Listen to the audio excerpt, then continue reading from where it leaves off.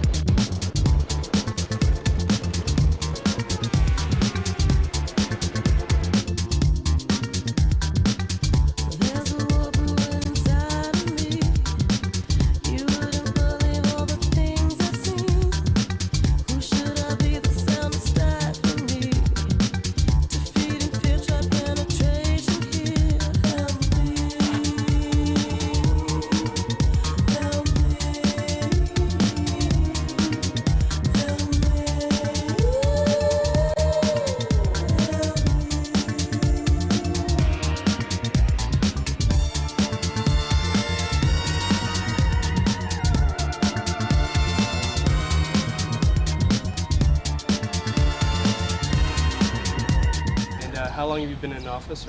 I've been in office now for 16 years, and I started riding a departmental motorcycle in the last 6 years.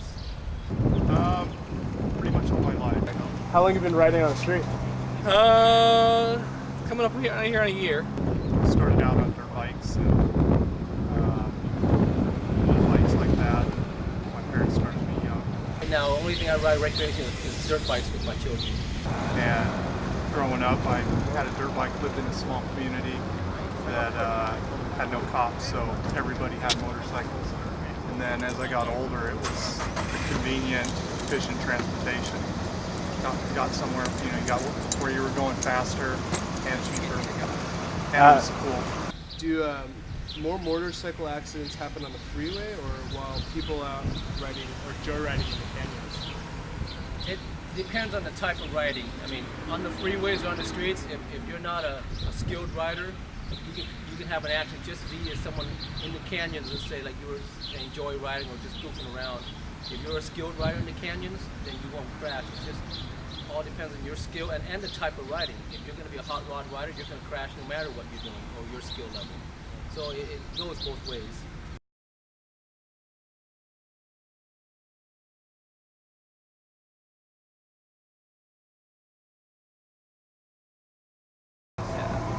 Have you ever crashed? No, actually, I've crashed on a dirt bike, but never on a motorcycle. Well, personally, right now, I currently don't have a motorcycle, but on the job professionally, it's one of the greatest jobs on a police force. You have the maneuverability through traffic, you have the freedom of riding around on the freeways, and just the freedom, the air, the weather.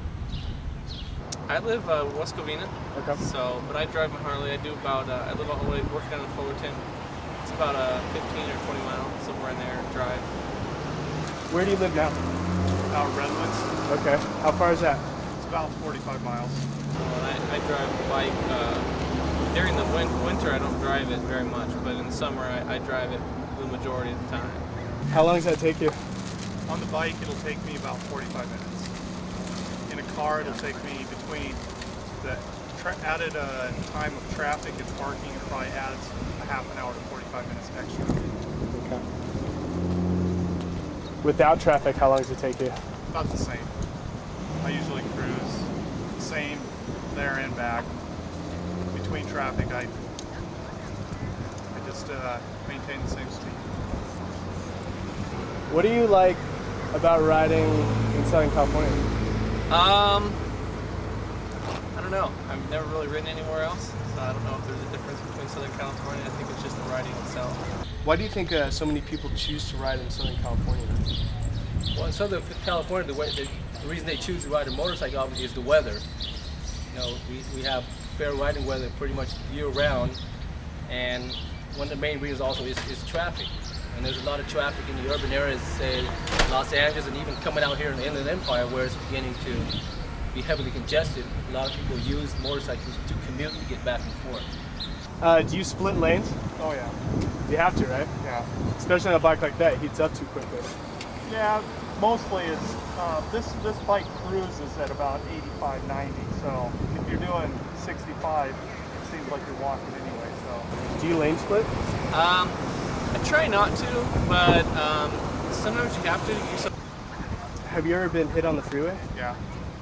Out on the 10 freeway out towards LA, I was getting off the freeway and a car swerved over at the same time as I was exiting, and there was a curb right along the edge of the road, so I couldn't go off onto the shoulder, and I just dropped in gear and tried to get ahead of him, and at the same time he hit me. Most of the impact hit my leg, and I kind of hopped over the front of his car and got out of it. A buddy of mine was right behind me and he saw the whole thing, and he couldn't believe that he came out of it without laying it over. Oh, but you okay? Yeah. This is your first motorcycle? This is my first motorcycle. For the street? For the street. Yeah, I've had dirt bikes. Do you have a dirt bike currently? Yes. What kind? Just a 125, full CR. Okay. So I crashed and hurt myself on that a couple times. I think it was better I did that because then I got the experience of how to control the bike before I actually got onto the street. But definitely bikes on the street are dangerous. You have to understand that there's always that chance, you know. Flip out of situations, you know. I'll do it when the traffic's stopped, of course, because at that point in time nobody's moving, they can't cause any injury.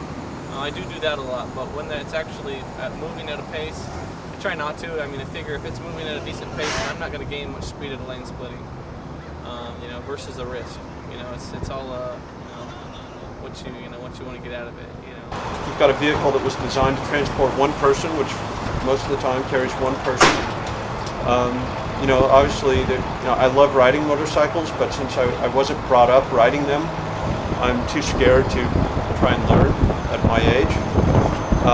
But I love the feeling of it, and I think if there were more motorcycles on the road, or we had designated motorcycle lanes, that a lot of the physical risk of riding one would be reduced.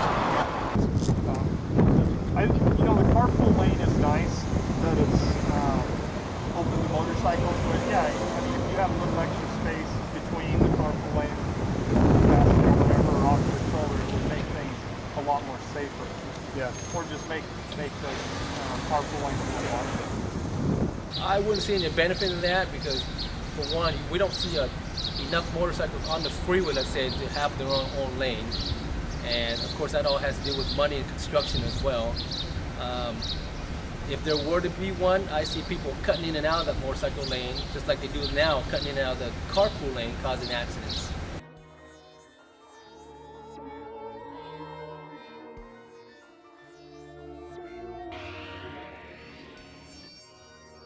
I think Los Angeles, when you fly into Los Angeles at night and you see the texture of the city, how dispersed and diffuse it is, and how from above you can actually see this incredibly democratic, transparent urban fabric, which of course disappears completely when you get down to street level to experience the thing. But from above, you can see the ideals of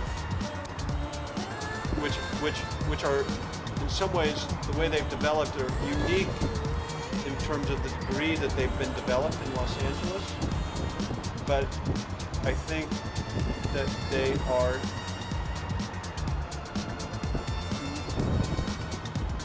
ideals which are common to the United States of America and are